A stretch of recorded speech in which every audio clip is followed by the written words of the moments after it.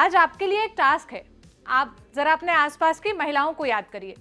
आपको उनमें से कितनी महिलाएं दिखती हैं जो तलाकशुदा हैं या जो सेपरेटेड रहती हैं।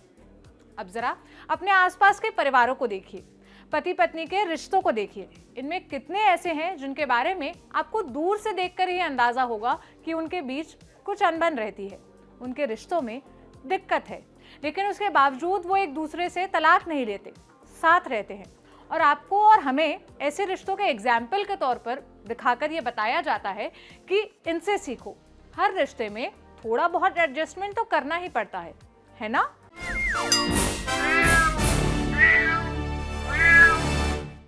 हाय, मेरा नाम है सोनल और आप देख रहे हैं ऑर्डिनरी की स्पेशल सीरीज म्याऊं। पहले एक बहुत ज़रूरी सूचना। ऑर्डिनरी और ललन टॉप पर आप जिन लोगों को देखते हैं, उनसे मिलना बतियाना चाहते हैं, तो आपके लिए एक खुशखबरी है। शनिवार 9 अप्रैल शाम 4 बजे से होने जा रहा है इंडिया टुडे हैप्पीनेस फेस्टिवल और ललन टॉप अड्डा। जगह होगी सुंदर नर्सरी, दिल्ली में हुमायूं मकबरे के बगल में। आपको वहाँ मिलेंगे सौरभ द्विवेदी, ललन टॉप के सारे एंकर्स, साथ ही मिलेगी म्याऊं की टीम यानी मैं और प्रतीक्षा। इसके अलावा भी बहुत कुछ होगा। निजामी ब्रदर्स का कमाल, सलोनी गौर का स्टैंड अप। अभी तो इतना ही कुछ बता रहे हैं, और भी बहुत कुछ है। मौके पर पहुंचिए, बहुत आनंद होगा। दिन और समय फिर से नोट कर लीजिए। शनिवार 9 अप्रैल शाम 4 बजे से सुंदर नर्सरी, दिल्ली में। अब आते हैं मुद्दे पर। बात शुरू हुई थी उन शादियों से जिनके बारे में आपको पता ही है कि उनमें कुछ दिक्कत है। वो लोग फिर भी अलग नहीं होते या तलाक नहीं लेते। कभी आपने सोचा है कि ऐसा क्यों? आप मुझे इसके पीछे के 10 कारण गिना सकते हैं। बच्चों की जिम्मेदारी, आर्थिक दिक्कतें, ये वो, लेकिन इन सब के साथ हमेशा एक कारण और होता है। लोग क्या कहेंगे, घर वाले क्या कहेंगे। लेकिन आज हमारे सामने कुछ लोग ऐसे हैं, भले ही वो बहुत कम हैं, जो इन वजहों को ढाल बनाकर नहीं रखते, एडजस्टमेंट के नाम पर शादी नहीं चलाते और अलग हो जाते हैं।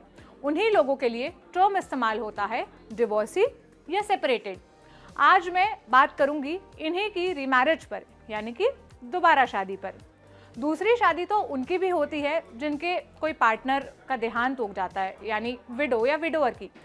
कभी ये इशू भी बहुत बड़ा टैबू होता था, पर इस मसले पर धीरे धीरे बात हुई, अलग अलग फिल्मों में इसे दिखाया बताया गया। विडो के साथ समाज कैसा व्यवहार करता है, इसे शोले, वाटर और मोहब्बतें जैसी फिल्मों में दिखाया गया। आज चीज़ें पहले के मुकाबले बेहतर हुई हैं और समाज में थोड़ा बहुत ही सही इसे एक्सेप्टेंस मिला है। पर डिवोर्सी या सेपरेटेड महिला होना आज भी एक बहुत बड़ा मसला है, और यही वजह है कि अपने आसपास के रिश्तों में हमें ये बहुत कम देखने को मिलती है। ऐसी सिंगल महिलाओं के बारे में अक्सर आस पड़ोस के लोग कहते मिलते हैं, भाई वो तो बदचलन रही होगी, उसे एडजस्ट करना नहीं आता होगा। थोड़ा एडजस्ट करती तो शादी चल सकती थी। दिक्कतें किन शादियों में नहीं होती। मर्द तो मर्द होते हैं, औरत को निभा कर निकलना होता है। लड़की को कोई काम धाम तो आता नहीं था, एक ढंग तो था नहीं, मायके के लाड़ प्यार से पली है, एक काम करी नहीं होंगी ससुराल में, कुछ तो करती नहीं है। बच्चे तक का नहीं सोचा, उसे और मुंह उठाकर अलग हो गई। बिना बाप का बच्चा कैसे पलेगा। माँ बाप ने इतने मन से शादी की थी, इतना तामझाम किया था, और ये घर आकर बैठ गई हैं। आपके भी आसपास ऐसी बातें ज़रूर होती होंगी। इसे और करीब से समझने के लिए मैंने एक ऐसी महिला से बात की जो सेपरेटेड है।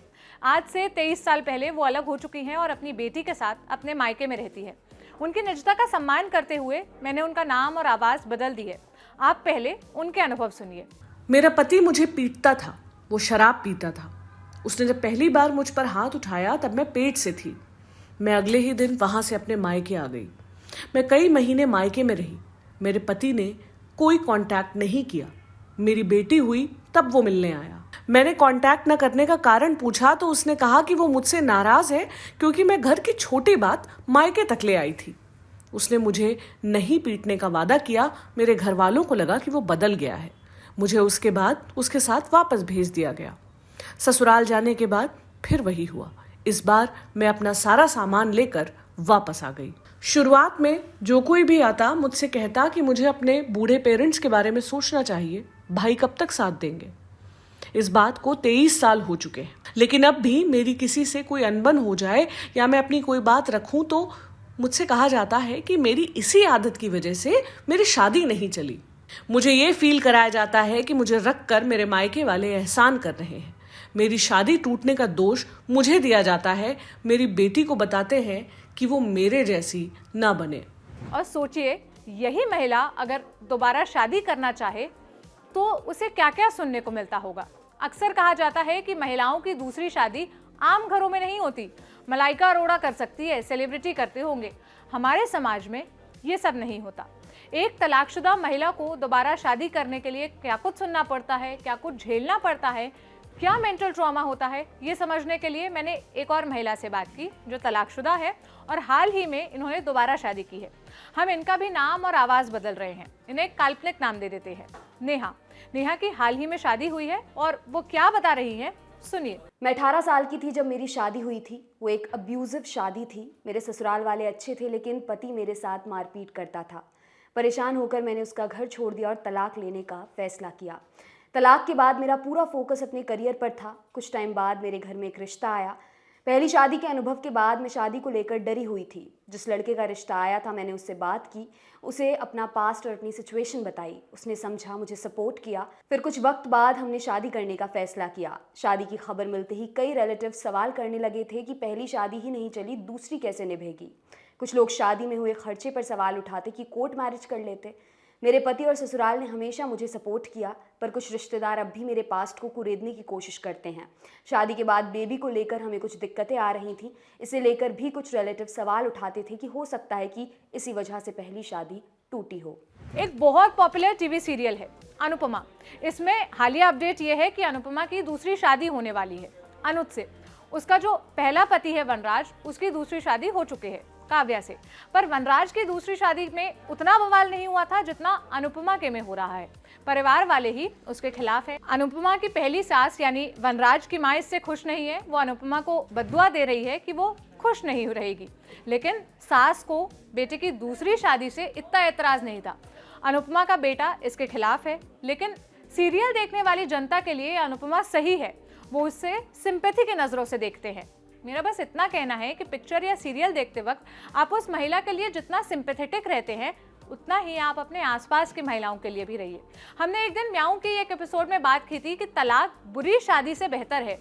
तब उसी एपिसोड में बहुत लोगों ने कहा था कि आप लोग तलाक को सपोर्ट कर रहे हैं, आप तो चाहते ही हो कि घर परिवार टूट जाए। महिलाओं को इस तरह की बातें सुनाई जाती है, चाहे वो हम हो या कोई तलाकशुदा महिला। उसके पीछे की सोच यही है कि महिला का काम घर को बांधकर ही रखना है। यही दिखाता है कि हम परिवार को महिला की इच्छा के ऊपर रखते हैं, लेकिन हम ये नहीं समझते कि महिला ही उस परिवार का बेसिक यूनिट है। आप उम्मीद करते हो कि महिला पूरे परिवार को जोड़कर रखे, पर सोचिए अगर वो खुश नहीं है तब वो परिवार को कैसे जोड़कर रखेगी। और अगर उस रिश्ते में वो रहे भी तो भी वो कॉम्प्रोमाइज़ ही होगा। ये कितनी बड़ी विडंबना है कि जब बेटी पैदा होती है तो आप कहते हैं कि लक्ष्मी आई है, फिर उसी के लिए आप लक्ष्मी बचाते हैं, शादी में लाखों खर्च करते हो, दहेज देते हो और उस वक्त ये तर्क देते हो कि हमारी बेटी को कोई दिक्कत ना आए। और वही बेटी शादी के बाद आप उससे उम्मीद करने लगते हो कि वो किसी भी हालत में हो वो उस रिश्ते को आगे बढ़ाए, दिक्कत आने पर एडजस्ट कर ले। लेकिन एडजस्ट और कॉम्प्रोमाइज़ में फ़र्क होता है। सोफे पर बैठना हो और जगह चाहिए हो तब आप कहते हो कि एडजस्ट करो, लेकिन अगर कोई औरत पिट रही है और आप उसे चुप रहने कहते हो तो उसे एडजस्टमेंट नहीं कहते, उसे प्रताड़ित होने के लिए कहते हैं। उसे आप प्रताड़ित होने को सपोर्ट करना कहते हो। इस मसले पर क्या राय है आपकी? आप मुझे कमेंट सेक्शन में बताइएगा। कैसा लगा ये एपिसोड ये भी बताइएगा। कल फिर मिलेंगे एक नए एपिसोड के साथ। अपना ख्याल रखिए। शुक्रिया।